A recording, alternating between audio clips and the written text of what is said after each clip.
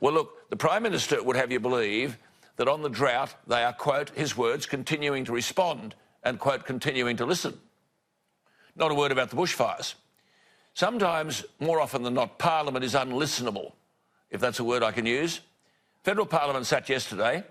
There's plenty on the agenda. You've seen the television pictures we've just shown you now, horrific. It looked as if the nation was on fire. And as I said, today's the anniversary of 9/11. Graham made the point. We all remember those pictures on TV, 2001. And the pictures kept being played on television in such a way you thought America was on fire. The World Trade Centre, the Pentagon. Well, here it's been Queensland and New South Wales. So what was the Federal Parliament talking about yesterday?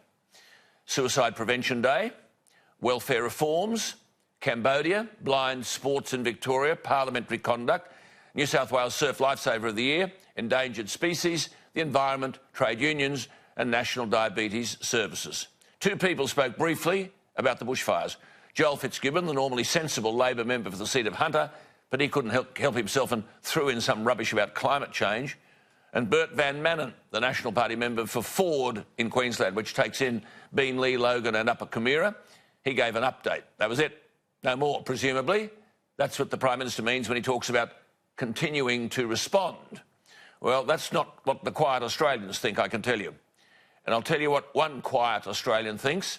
Marie has written to me, and I quote, "Having been told to evacuate our family home at Lower Beachmont very late on Monday night, over 200 families drove down a 7-kilometre windy road to a park at Nerang.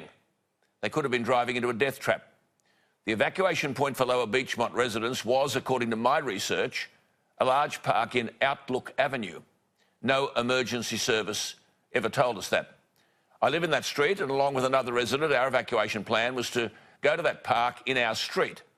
After several frightening days and nights, we never left our property, but were certainly prepared for the absolute worst, with animals and survival possessions packed in cars and trailers to move to the park. Listen to this, getting correct information from fire services and government departments was nigh impossible." Now, this is me talking now. This relates, of course, to the totally inadequate phone services in so many parts of Australia. However, Marie goes on, "We really made our decision based on a lifetime of growing up on a farm and having to be self-reliant. But don't we spend our taxes on getting things right for Australians? The point I want to make," says Marie, "is not to advertise my personal experience, but to highlight that while thousands of Australians are trying to save their properties and livelihoods, the governments of our country are talking about changing the terms of reference for drug seekers, dirty syringes, gender selection on birth certificates, drug testing for safe pills at music festivals, abortion." She said, the list is endless. Marie says, "We want action on real issues like water, dams, coal-fired power stations. We want governments to care about our country and our people." Marie says, "We're sick of having our lives totally disrupted by vocal minority groups, most of whom spend their lives on the public teat, and big business who are too gutless to take a stand." Marie says, "The Paris targets are irrelevant. The UN, through the World Economic Forum, influencing big business in this country is a huge concern. What the UN tells us we should be doing is codswallop. The UN is irrelevant."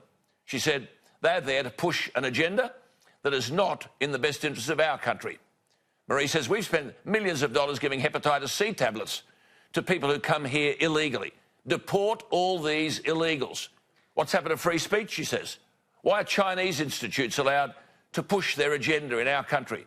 Why are quiet Australians having to put pen to parchment to highlight these issues? Because we feel isolated. We feel the government doesn't care enough about the generations of hard-working people who built this country. It's only this year," she said, "that I've started to speak out. I'm usually very tolerant and patient, but I'm now well and truly fed up with government inaction on issues that really matter."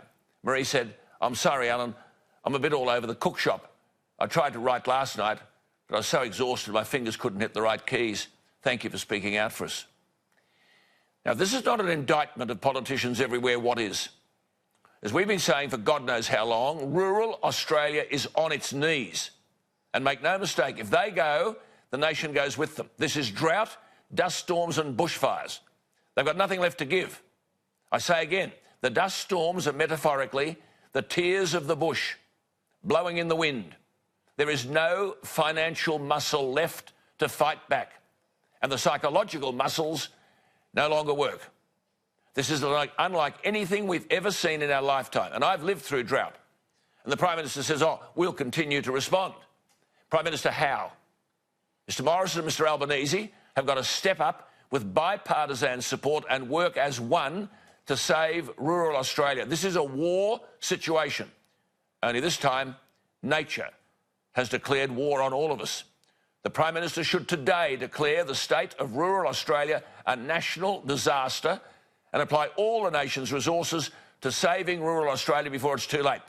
Prime Minister, if the pictures we see on our TV screen don't persuade Canberra we're stuffed, what is needed to stir you out of your indifference and inertia?